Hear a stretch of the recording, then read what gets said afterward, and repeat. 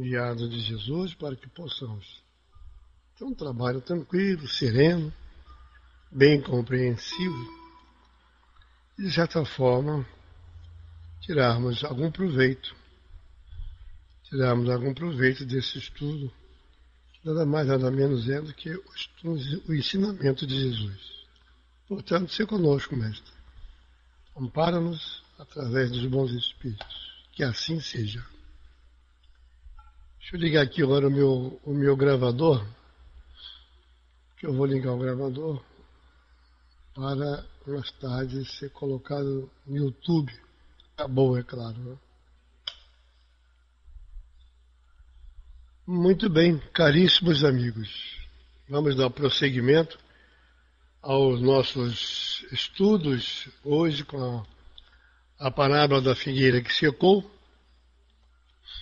do livro Parábolas e Ensino de Jesus, por Caibá Schutel, que é o nosso patrono, editora Clarim. Então nós vamos fazer aqui fazendo uma pequena leitura e ao mesmo tempo vamos fazendo alguns comentários. Vamos encontrar em Marcos, capítulo 11, do versículo 12 a 14, depois de 19 a 21, a parábola de Jesus. No dia seguinte, saindo ele de Betânia, teve fome. Vendo ao longe uma figueira que tinha folhas, foi ver se, porventura, acharia nela alguma coisa. Aproximando-se, nada achou senão folhas, porque ainda não era tempo de figos. Então Jesus disse-lhe: nunca, jamais coma alguém fruto de ti. E seus discípulos ouviram isto. Essa é a palavra que Marcos nos traz. Então, antes de estudarmos essa passagem, uma consideração se apresenta às nossas vistas. Essa figueira não será a mesma que serviu de comparação ao Mestre para a exposição da sua parábola, que se encontra no capítulo 13, 6 a 9 no Evangelho de Lucas. E parece que é a mesma figueira, meu Deus do céu. Vamos ver se é a mesma. Acredito que sim, tem alguma semelhança, né? O que diz aquela parábola da figueira? Da outra figueira, a figueira da figueira estéril. Essa é a parábola da figueira que secou. E aquele se refere ao Evangelho de Lucas, é Lucas capítulo 13, 6 a 9, estamos também em Mateus capítulo 21, 18 a 22. Se refere à parábola da figueira estéril. E justamente, ela tem uma grande comparação. Vamos ver, cremos que sim, diz aqui Caibá. Porque, senão haveria motivo para tão sumária execução. Se a própria parábola da figueira estéril ensina a necessidade de cultivo, de conserto, de reparo, de fertilização com adubos, antes de toda e qualquer resolução decisiva, como de momento, seus requisitos preceituados nesse ensinamento, Jesus resolveu fulminar a árvore que se achava bem folhada, bem copada. Aquela parábola da figueira estéril, nós vamos nos lembrar, e diz que é uma palavra magnífica, chega a ser um estupendo ensinamento, e vamos encontrar ali várias lições para nós aprendermos em poucos versículos do Evangelho. Se nós encararmos a narrativa pelo lado científico, vamos observar a morte de uma árvore em virtude de uma grande descarga de fluidos magnéticos, que imediatamente secaram a mesma. Isso na figueira estéril. para lembrarmos um pouquinho mais, diríamos que a psicologia moderna, com suas teorias edificantes e substanciosas, e com seus fatos positivos, mostra-nos o poder do magnetismo que utiliza os fluidos do universo para destruir, conservar e vivificar. No caso da figueira, a figueira estéril, não se trata de uma conservação, mas ao contrário, de uma destruição semelhante à destruição das células prejudiciais e causadoras de enfermidades, como na cura dos 10 leprosos e outras narradas pelo Evangelho. Então nós conhecemos pelo Evangelho, que tinha aqueles 10 leprosos, que Jesus curou-os, assim, de uma hora para outra, através do seu magnetismo, ele tirou, né, ele costuma dizer, o véu que encobria as células, transformou as células doentes em sadias. Até uma passagem interessante, que depois Jesus diz, né, manda os 10 leprosos se apresentar aos escribas, né, aos fariseus, a mostrar o poder de Deus. No entanto, só um que retornou, não sei se vocês se lembram, apenas um retornou para dar o testemunho a Jesus e agradecer. Os outros ficaram bons e se mandaram. Então, essa figueira que não dava fruto, porque a sua organização celular era insuficiente ou deficiente. E Jesus, conhecendo esse mal, quis dar uma lição aos seus discípulos, não só para lhe ensinar a terem fé, mas também para lhe fazer ver que os homens e as instituições infrutíferas, como aquela árvore, sofriam as mesmas consequências. Então, quando fala da figueira estéril, se referindo à árvore, também faz um paralelo com o homem, e dentro até o homem, o ser humano todo cheio de joia, roupa bonita, casa bonita, mas por dentro está oco. É a passagem, o paralelo que Jesus faz ensinando aos seus discípulos. Boa noite, Juju. Boa noite, Sabona. Então, a figueira que secou tem um certo paralelo, porque a gente vai encontrar, não é isso? Que a árvore estava bem copada, né? Estava bem bonita, cheia de folhas. É como se diz, não? As pessoas às vezes estão bonitas por fora. As pessoas são bonitas, bem vestidas, carro bonito, casa bonita, boa noite, Balque. Mas por dentro está podre, por dentro não tem nada de útil. É o caso da árvore, está bem copada, cheia de folhas. Até dá uma boa de uma sombra. Mas isso aí, não dá um fruto. Que a palavra que Jesus faz, quer demonstrar, é o que nós podemos fazer de dentro de nós. Né?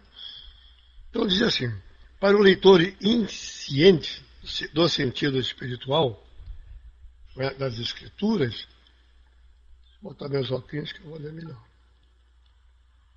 Outra dificuldade se mostra com uma aparente contradição entre a narração do texto de Marcos e de Mateus. Então ele está fazendo agora um paralelo, uma contradição entre os textos de Marcos, esse que nós estamos lendo, que é da figueira que secou, e de Mateus, a figueira estéril. Então ele diz assim, ó, Mateus, diz, no mesmo instante secou a figueira. Quando Jesus falou, né, que ninguém coma mais figos, então a figueira teria secado. Já em Mateus, né, ele diz assim, ó, pela manhã viram que a figueira estava seca até a raiz. Que é que estava escrito lá na parábola, né?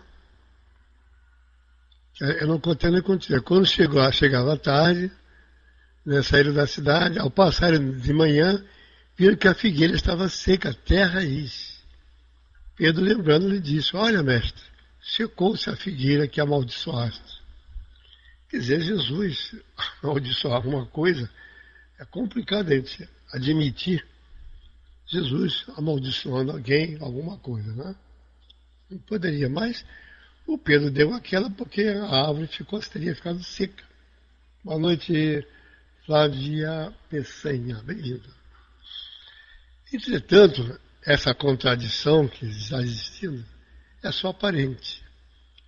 Aí vem uma explicação interessante. Os antigos, quando se exprimiam sobre a duração de um fato, de uma coisa, de um fenômeno qualquer, não eram explícitos como nós somos. Por exemplo, a palavra que traduzimos por eternidade queria dizer um tempo incalculável, determinado, de longa duração. A Escritura fala de meses de 30 anos, em vez de dizer meses de 30 dias. Então, que há uma diferença em relação ao tempo, em relação ao horário. Acresce ainda a circunstância de que a hora dos hebreus abrangia a cada uma, seria 3 da nossas. Veja só, quando dizia que era 1 hora nos hebreus, para nós passavam-se 3 horas. Vê que já havia uma certa diferença no tempo. Quando se diz que de imediato secou, quando o Marcos relata que passou no dia seguinte, ao passar de manhã, quer dizer, de manhã, nesse tempo, foi o tempo que a árvore talvez tenha secado, obviamente, com o uso também do magnetismo de Jesus, atuando em cima das células do vegetal. Sabemos que vegetais também são celulares. Né? Muito bem. Enquanto ele dizia que ele amaldiçoou a árvore não dava fruto, mas dava uma boa folhagem, uma boa copa. Te deve lembrar que as folhas, né, fazem a fotossíntese, liberando o oxigênio que é tão necessário para nós, os viventes, os seres vivos, e à noite, né, buscando o gás carbônico. Muito bem. Então nós vemos que existe uma certa coisa, uma certa diferença em termos de hora. Para a expressão no mesmo instante, aplicada ao tempo em que a figueira secou, o período de 5 horas cabe perfeitamente se compreendermos o modo enfático com que foi pronunciada, porque uma árvore, mesmo que cortada pela raiz, não secará nesse espaço de tempo. Isso aí, sabe, que ninguém corta uma árvore assim na hora, que ela vai secar. A não ser que a gente corta pela raiz, mas aí já não existe mais a árvore. Né? Mesmo que a árvore cortada pela raiz, a não ser que a pessoa vai seccionar a raiz, e ainda assim a árvore vai, né, sem a raiz, ela vai ficar, né, uns diazinhos ali até que vai se secando. E nós vamos buscar depois a madeira para fazer churrasco, fazer lenha para o churrasco. Naturalmente, não era a primeira vez que Jesus e seus discípulos viram aquela figueira. Por 3 anos consecutivos, viram-na sem frutos. E mesmo depois de estercada, ela permaneceu estéril. Boa noite, Nina meu. Veja só, mesmo depois de estercada. Vamos fazer um pequeno parênteses. O que significa adubada? Então, passando da árvore para o ser humano. O ser humano, se fosse estercado, adubado, seria o quê? O conhecimento que nós vamos adquirindo. É por isso que quando se refere na figueira estéril, na outra parábola, é porque a pessoa tem todas aquelas pompas mantenadas por dentro. E é necessário que se adube. Ou seja, é necessário que se dê os conhecimentos. Para que a pessoa, então, possa trabalhar como seguidor de Jesus, trabalhando, levando as informações, levando os conhecimentos, no sentido de tornar o mundo melhor. É um dos objetivos da nossa reencarnação, né? Melhorarmos a nós mesmos e ajudar o progresso do universo. Então, tem esse detalhe. E quando ele diz ali, né, que mesmo a adubada, né, ela permaneceu estéril. Do que Jesus se aproveitou para demonstrar, então, aos que tinha de ser seus seguidores o poder de que se achava revestido e o alto saber que o orientava. Jesus sempre deu aquelas informações, mostrava às pessoas, aos seus seguidores, porque ali a coisa tinha que acontecer e ele tinha que mostrar que ele tinha um certo poder, ele tinha muito conhecimento.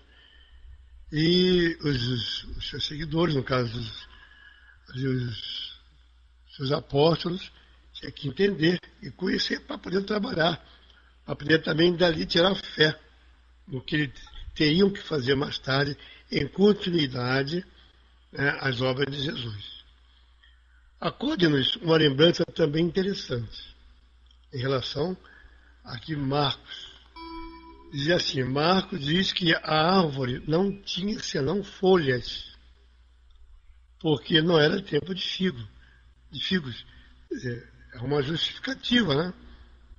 Porque tem árvores que dá fruto o ano inteiro, outra não, outra é naquele período.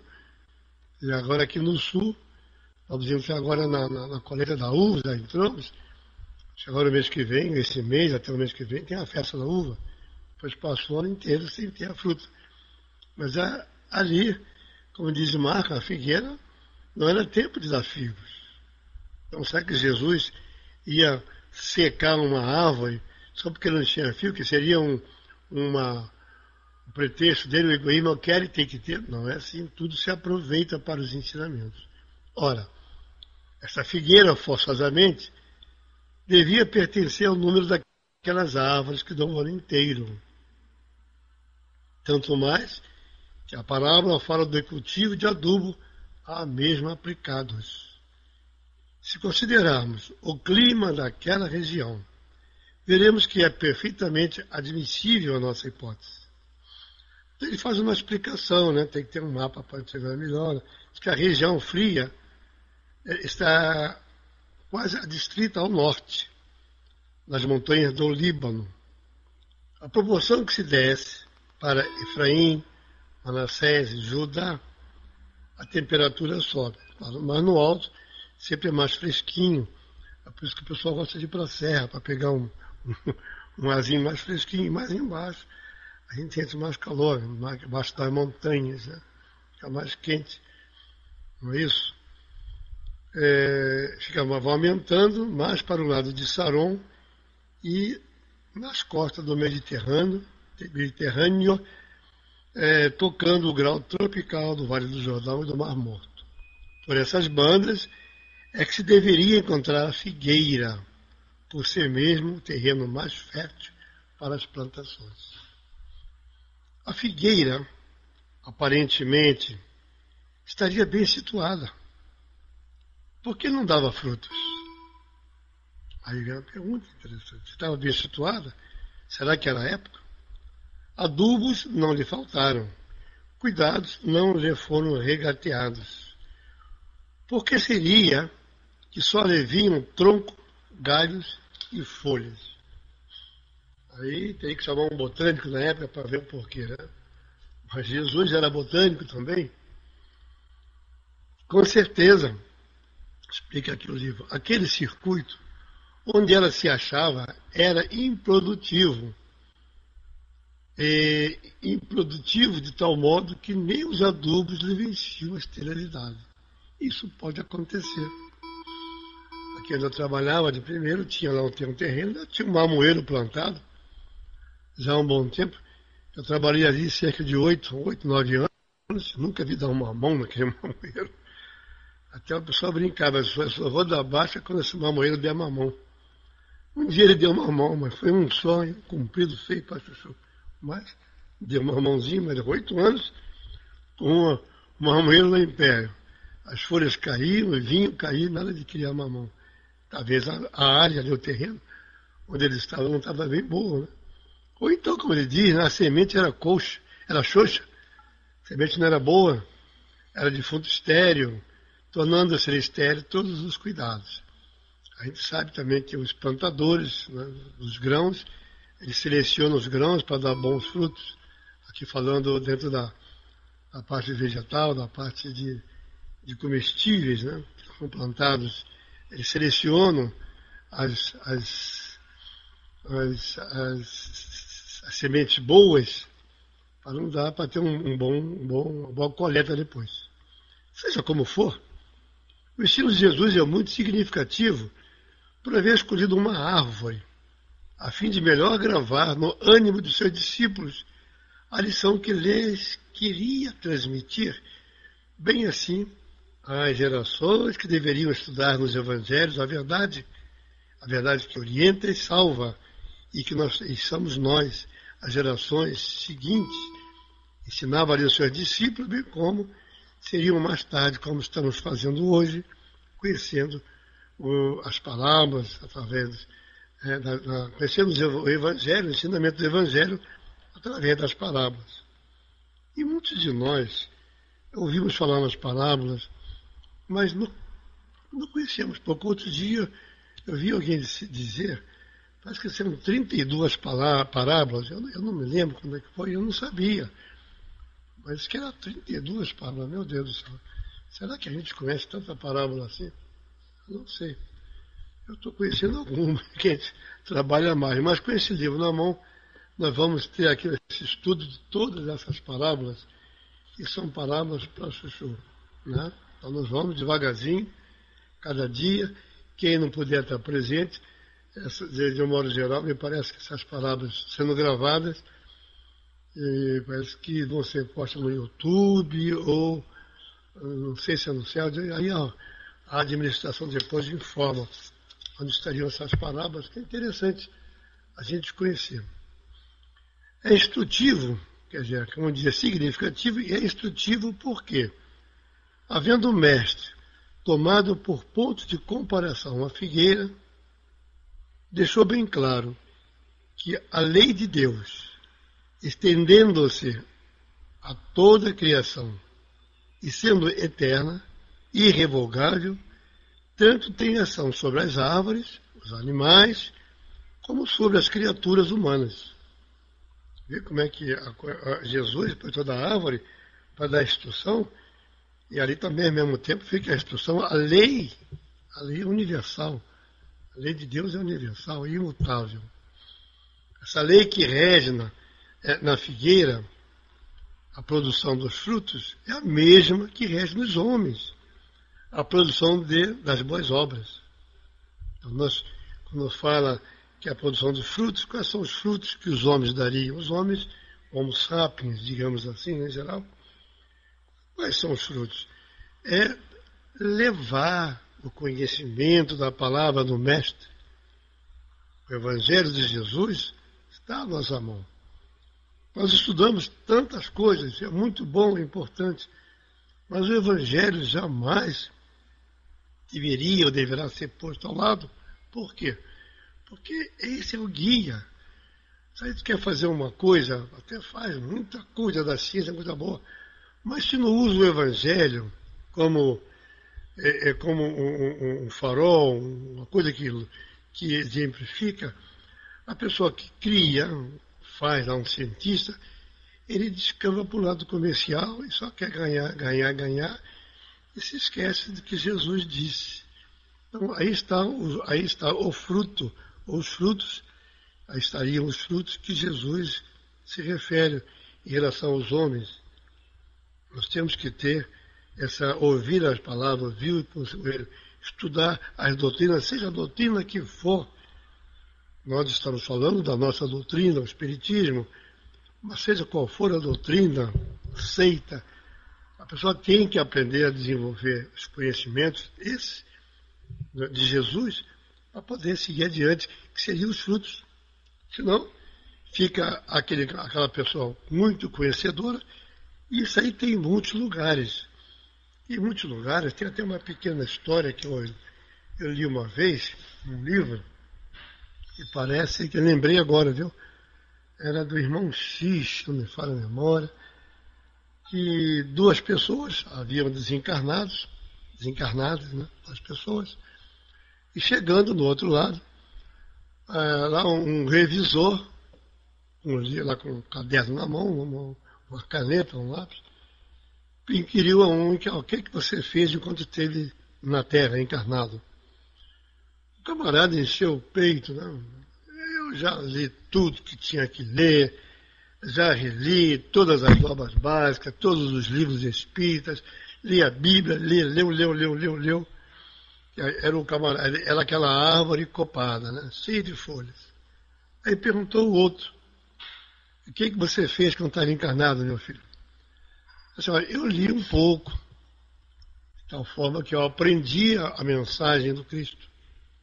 O pouco que eu li foi suficiente para eu desempenhar o meu papel como ser vivente. Obviamente, sempre que eu posso, eu leio um pouco mais. Mas eu lia menos porque eu saía a fazer caridade. Levava sopa para não sei aonde, levava roupa para não sei aonde. Então ele dizia o que ele fez, o que ele aprendeu no Evangelho, ele praticava. Então, ele era uma árvore que deu frutos, que dava frutos. No caso dele, porque ele estava desencarnado. Era uma figueira não estéril, deu frutos. Ao passo que o outro que diz que leu tudo, sabia tudo, mas não fez nada de bom, ou seja, leu, mas não entendeu. E aí é que está o problema das pessoas, ou de algumas pessoas. Vamos generalizar. Tem muitas pessoas que lê tudo, sabe tudo, mas até explica, ensina, mas não pratica. E não praticando é uma figueira estéril. Viu como é que os ensinos de Jesus, através das palavras, são importantes? A gente conhecer. Boa noite, embaladeira. Não sei se eu cumprimentei a Mael, mas vai aquele abraço. Então, voltando, nós estamos dizendo que estamos dando fruto, não é isso? Há, portanto, diz aqui, acho que eu não pulei, há, portanto, frutos de árvores e frutos de almas. Agora, voltando a ver só na história que eu contei, frutos de almas e frutos de árvores. Frutos das árvores que alimentam os corpos. Frutos que alimentam os espíritos, né, são da alma. Reparem, os frutos da árvore, da plantação, da vegetação, vai alimentar o corpo físico. Já o fruto da alma, aquele conhecimento que a pessoa passa, aquela vontade de servir, aquele modo de tratar o seu semelhante, esses são os frutos que Jesus nos ensina. Que não importa, não adianta ser todo pomposo se não vale nada. Até quem vê essa novela que tem aí das 9, sei lá, 8, 9, tem lá uma mulher, coitada, aquela chega da pena dela de tanta coisa. Que dali vou até por exemplo, é a figueira estéril, a figueira que está seca, porque ela não tem nada de bom, é só pompa, é só mostragem, roupagem exterior. Quando na verdade temos a figueira, por não ter frutos, secou, embora bem enraizada, de troncos bem formados de galhos bem ramificados, de copa bem folhada. Dava uma boa sombra, né? Mas, fora a sombra, não dava mais nada. E ainda assim, tem que ver se a sombra era boa mesmo, se não era muito espaço, aquelas folhas. E nessa comparação, diz o tema, assim também o espírito, o homem e a mulher. E até as crianças, sem bons sentimentos, sem virtudes divinas, sem ações caritativas, generosas, celestiais, estejam embora vestidos de seda, recamados de brilhantes, reluzentes de ouro, hão de forçosamente sofrer as mesmas consequências ocorridas à figueira, que por não dar frutos secou ao império da palavra de Jesus. Que Jesus não está ameaçando ninguém nas suas parábolas, não está ameaçando. Ele está ensinando, ele está dando ali o subsídio para que a pessoa construa, para que a pessoa evolua. Pessoas que têm ações caritativas, tem pessoas que vão na casa espírita, de manhã, de tarde e de noite, mas não fazem uma caridade. Já imaginou? Na hora da palestra, vai sair da palestra, acabou. Tem num dos livros de André Luiz, acho que é Os Mensageiros, quando comenta, eu li esse livro há tanto tempo, não sei se eu estou muito certo, mas comenta de um palestrante, para aquela palestra que todo mundo só falta aplaudir, mas chega do lado de fora, se alguém encosta no carro dele, dá a bronca do rapaz, que deixa de ser tranquilamente generoso, deu logo aquela bronca. Então, só tem que ser caritativo.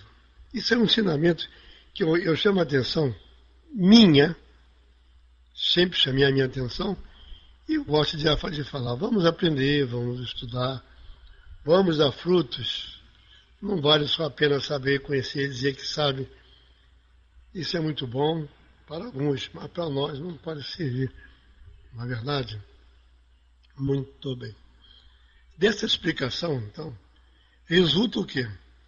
A necessidade de praticarmos sempre as boas ações.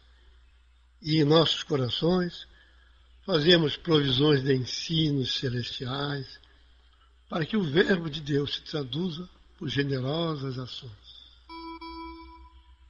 Nós estamos no caminho, ainda damos muitos tropeços, e daremos outros. Mas graças a Deus, a sua justiça, a sua bondade, que nos permite que voltemos à vida, reencarnarmos. Vocês já imaginaram se nós não reencarnássemos? Essa doutrina, que se baseia, um dos princípios fundamentais é a reencarnação. Eu não sei se é porque eu gosto da doutrina há algum tempo, mas eu vejo tanta lógica nisso, gente, tanta lógica, que às vezes eu me paro a pensar, como é que tem pessoas que acham, não acreditam que não há reencarnação? O que o Mada fez aqui, fez acontecer, vai ficar por isso mesmo? Que justiça! Então, se a pessoa não acredita na reencarnação, eu digo, então não acredita em Deus também. Se você dizer que acredita em Deus e não acredita na reencarnação, então tem alguma coisa errada. Porque justamente a reencarnação é que vai nos auxiliar, vai nos ajudar a cumprir os nossos deveres, a evoluir, a chegar mais próximo, eu digo pessoal, mais próximo da sombra de Jesus, que nós talvez nunca chegaremos até ele, ou se chegarmos vai ser muita reencarnação, mas pelo menos a gente vê a sombra deles, é alguma coisa, não é verdade? Nós temos que aprender, estudar, praticar, bastante prática. Também não é sempre feito um desvairado, né? Tem pessoas que fazem tanto a prática que se esquece da família. Outros são assim. Vai na casa espírita, aprende, lê, aprende, e se acha no dever de sair por aí, passar o dia inteiro na rua, fazendo bem a um e a outro, esquecendo do lar. Aí também não, né? O lar é o nosso mais próximo, né? Amar ao próximo como a si mesmo, né? Amai os vossos inimigos, tudo em cima de Jesus. Não vamos amar o inimigo igual ao nosso próximo. Então nós temos que também ter a caridade em casa. O que adianta?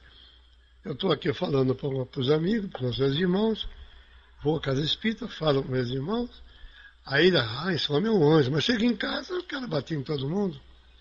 Chega em casa, a família não existe. Então, o exemplo é dentro de casa, que aliás, não é, mano, a gente às vezes leva bronca, né? A gente fica aqui na internet há muito tempo, diz que esquece o pessoal, né?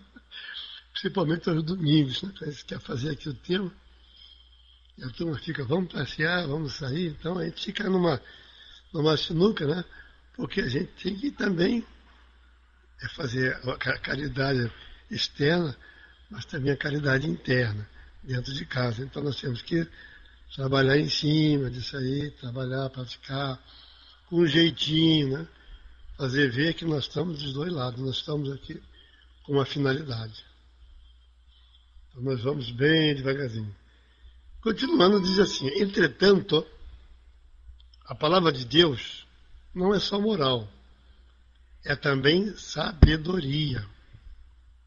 Claro, né? Se analisarmos por esta face a seca da figueira, chegaremos à conclusão de que a palavra de Jesus não era simples palavra, mas também ação. Por que ação, gente? Também era ação. Vejamos.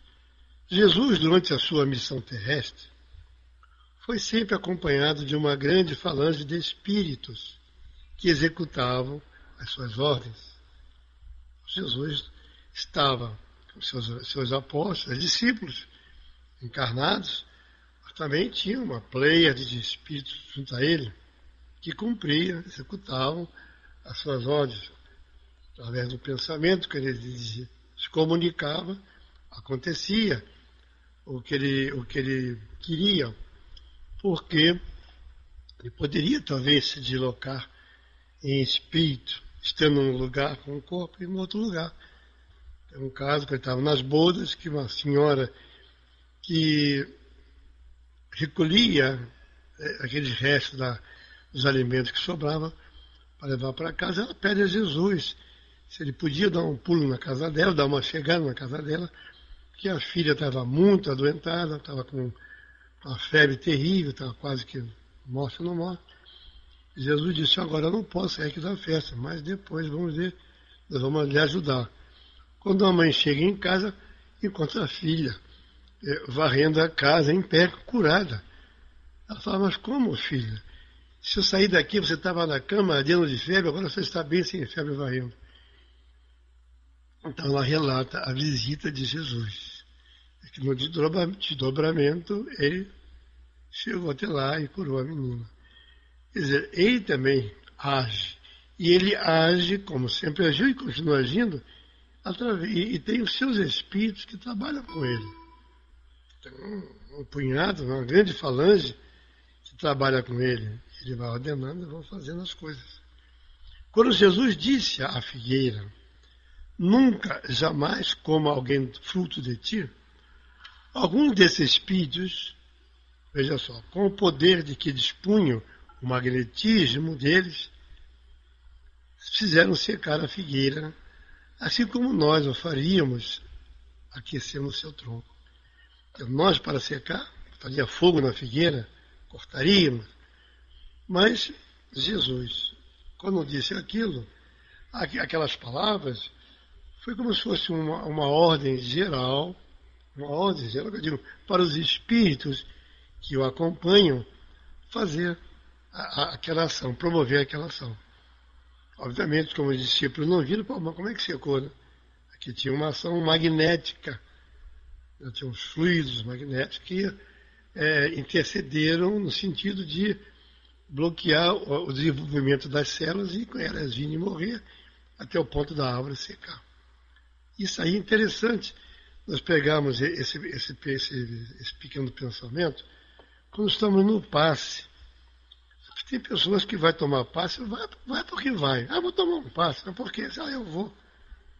Mas temos que saber que o passe, quando ele está sendo administrado, ali numa câmara de passes, além dos trabalhadores encarnados, tem muitos trabalhadores desencarnados. Chega mesmo, às vezes, de 4 entidades espirituais trabalhando em cima de um assistido, juntamente com o médium encarnado. Quer dizer, não é só o médium que está ali fazendo aquela passagem energética que o médium neopassista, bem instruído, sabendo das suas funções, tendo vontade de fazer aquela transfusão energética, que ele tem que estar com vontade.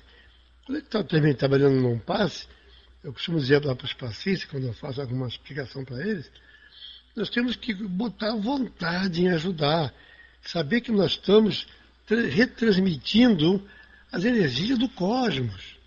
Nós não estamos ali com a mão no alto, olhando para um lado, olhando para o outro, se aquele ali tossiu, se aquele não tossiu. Não, nós estamos ali imbuídos de quê?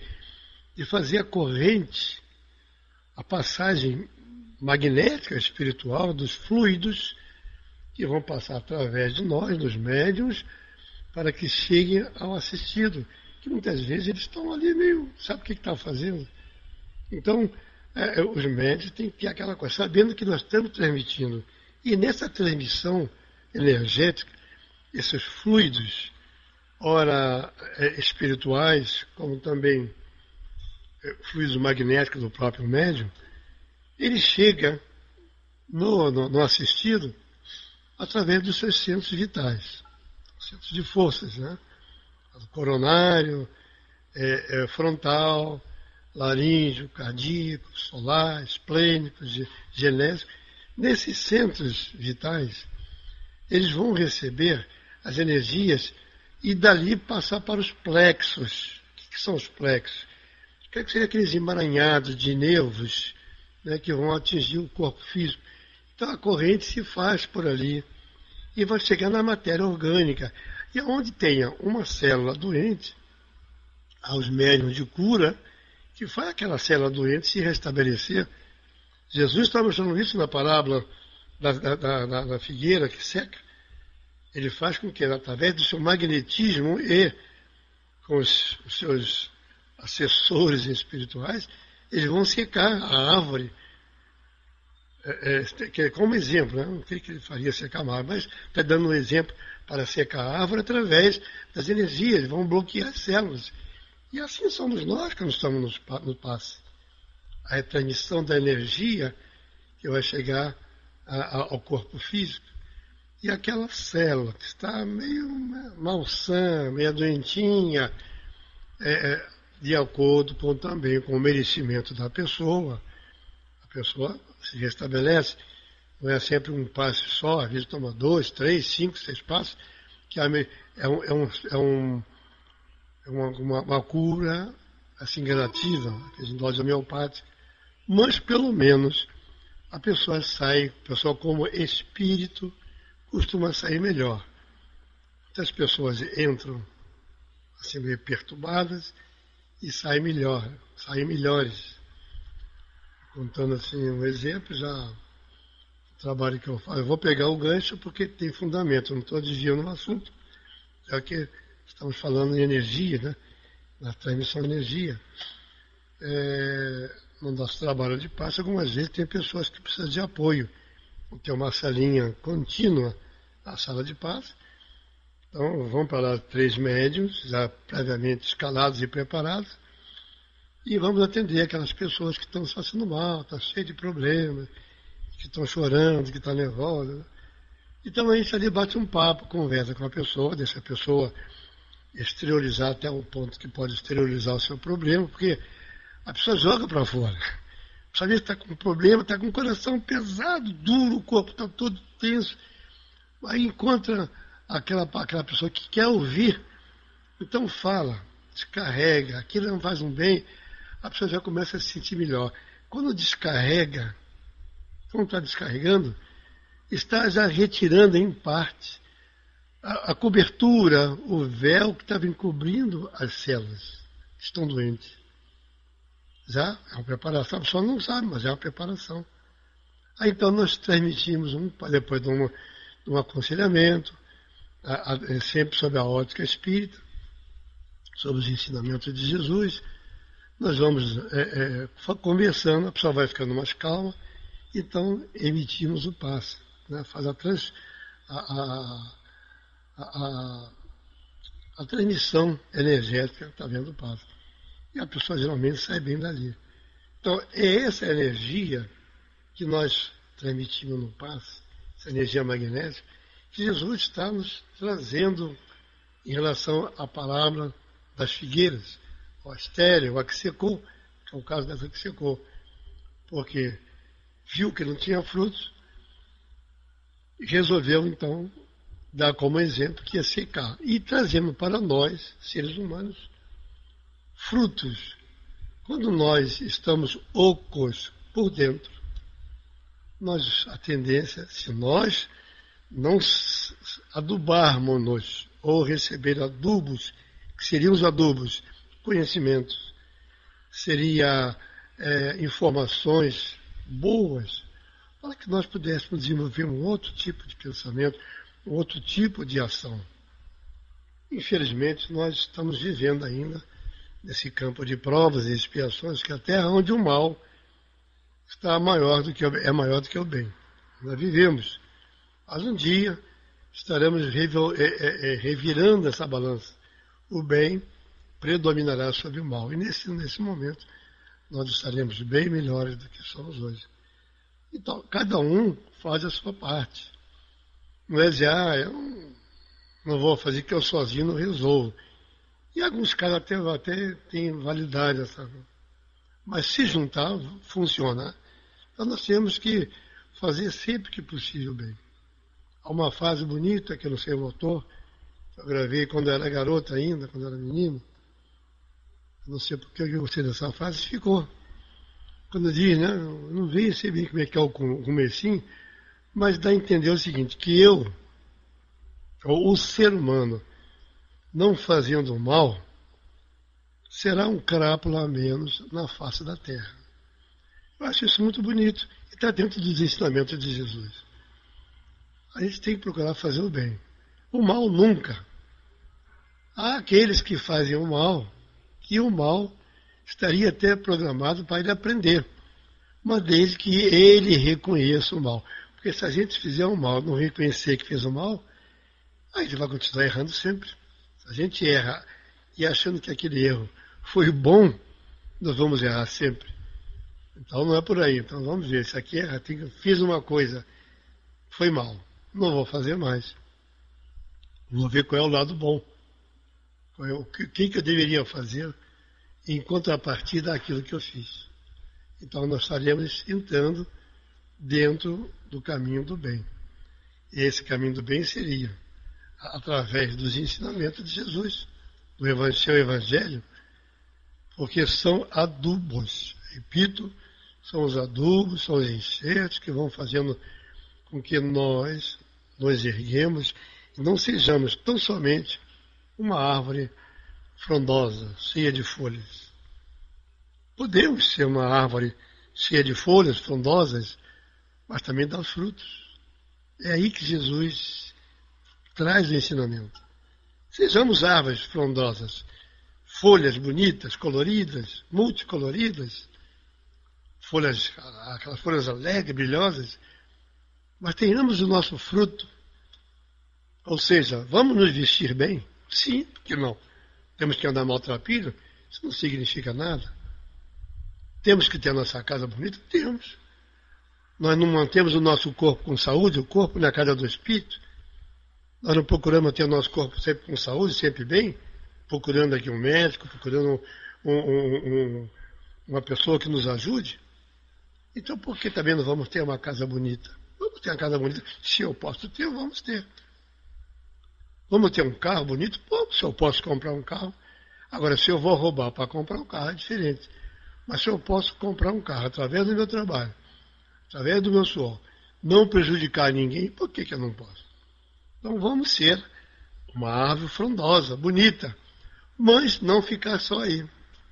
Vamos também fazer o bem, ajudar. Vamos dar frutos. Vamos à casa espírita. Vamos ajudar, vamos contribuir. Vamos ajudar aqui o que eu posso fazer aqui, o que eu posso fazer ali. Vamos fazer a nossa doação. Vamos sacudir, abrir os armários. Tanta roupa na jogada que não estão usando mais. Vamos esperar que a moda volte. Que nada. Quando a moda voltar outra vez, aquela roupa já está velha, já está tudo assurrada. Vamos botar isso aí, vamos dar para alguém.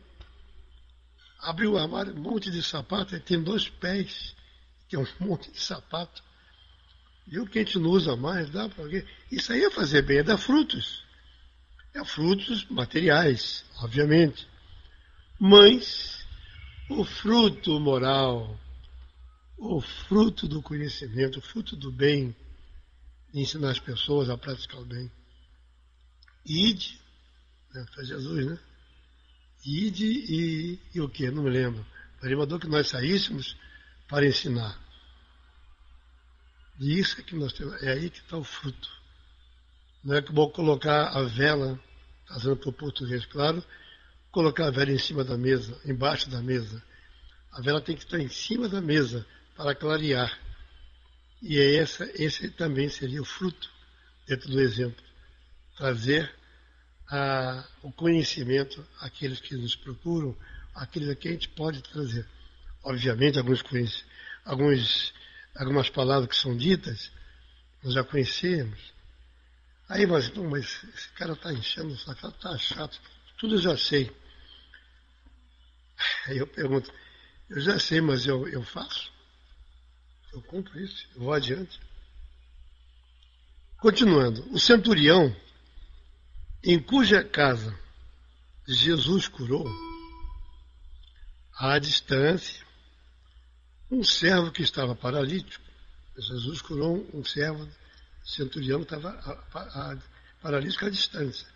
Compreendeu, viu? O centurião compreendeu muito bem, né, o poder de Jesus e, por certo, sabia dos auxiliares que com ele agiam quando disse. Quer dizer, o centurião sabia dos auxiliares que estavam com Jesus quando Jesus disse: eu também tenho soldados às minhas ordens e digo a um, vai ali e ele vai. A outro digo, vem cá e ele vem. Ao meu servo, faz isso e ele faz. Ele diz a um, vai ali, ele vai, a outro, vem cá, ele vem, e ao servo, faz isso, ele faz. E Jesus disse ao que ele chama de servo, no caso, os espíritos que o acompanham para secarem a figueira para ele. Com isso, o centurião, quando disse aquelas palavras, ele compreendeu, não teria feito ver a Jesus que conhecia o seu poder, a milícia que o acompanhava e os servos prontos a executarem as suas ordens. Então, da mesma forma que o centurião estava com aquela milícia, aqueles guardas, né, aqueles guardas romanos com ele, Jesus também tinha a sua turma, né, espiritual. E foi quando o centurião entendeu que o servo dele é paralítico, foi curado. Se não fora por Jesus no deslocamento espiritual, foi através daqueles espíritos que o acompanham, como sobre a ordem dele, teria feito. E muitas vezes, gente, a gente pede, meu santo protetor, pede, doutor Bezerra de Menezes, que eu gosto muito do Bezerra de Menezes, estou dizendo o nome dele, vovô Bezerra, que eu chamo. Meu vovô Bezerra, me dá uma força, me ajude. Mas imagine se tem só um pouquinho de gente, 20 pessoas ao mesmo tempo, dizendo, doutor Bezerra, me ajude. Doutor Bezerra vai ter que se desdobrar para ir em vários lugares ao mesmo tempo. Mas a gente às vezes recebe a graça, a gente chama para um amigo espiritual e recebe a graça, e nem sempre é aquele amigo espiritual que está nos atendendo. Ok, Cris, fica à vontade, viu? Muito obrigado pela sua presença. Boa noite, aquele abraço. Então, nem sempre é aquela entidade espiritual que nós está nos atendendo. Mas é o quê? É um outro espírito da mesma escola, da mesma envergadura, que com a autorização, digamos assim, do espírito chamado, ele possa fazer aquilo que o chamado faria. Porque isso aí está no livro dos médiuns, né? Não estou inventando. O livro dos médiuns nos ensina que a gente pode pedir graça a uma entidade, e vir uma outra nos receber a graça através de outra, que tenha a mesma vibração, a mesma luz, fazendo com que a pessoa receba. Então, a gente fica contente, doutor, fulano tal, o espírito tal me ajudou. Mas nem sempre é o espírito tal que nos ajudou. Somos, às vezes, espíritos ajudados por outros, da mesma linhagem, vamos dizer assim. Né? Muito bem, meus amigos, o nosso tema é esse. Eu espero ter trazido a vocês aí nosso conhecimento, procurando dar o fruto do meu conhecimento, e que, de certa forma, nós tenhamos colocado um pouco mais de instrução das palavras de Jesus, do Evangelho, que são palavras que, obviamente, vão seguir conosco por muito, muito tempo. Pode até um dia ficar meio esquecido nessa encarnação, mas na outra nós vamos nos lembrar com certeza. Vamos nos lembrar porque o que nós aprendemos vai ficar gravado na sede mental que é o espírito, né? O perispírito pode se modificar de acordo com o local que se reencarna, com que o orbe, com que o universo, lá, o planeta em que a pessoa reencarna, vai modificar o perispírito, porque dali, aquele local onde ele reencarna, ele vai tirar os elementos para a formação perispiritual. Mas o espírito é o mesmo, o espírito é imortal. Então vai trazer sempre consigo os conhecimentos. Se não se lembra hoje, mas mais tarde, numa outra encarnação, ele vai ter um site, eu já vi isso em algum lugar, alguém já falou, alguém vai falar, ele precisa vai se lembrar com mais firmeza. Então, eu espero ter trazido aos companheiros alguma coisa de útil, de bom. Se tiver alguma dúvida, eu estou aqui à disposição para comentar. Caso contrário, nós vamos fazer a nossa prece. E até pergunto, se alguém quisesse fazer a prece, fiquem à vontade. Fazemos monopólio do microfone. Né? Até aqui, não sei se é uma abelha em volta de mim. Se fosse uma mosca, diz que alguém querendo falar comigo, não é isso? Bom, eu vou colocar aqui uma musiquita de leve para nós fazermos então o nosso encerramento. Vamos ver essa música.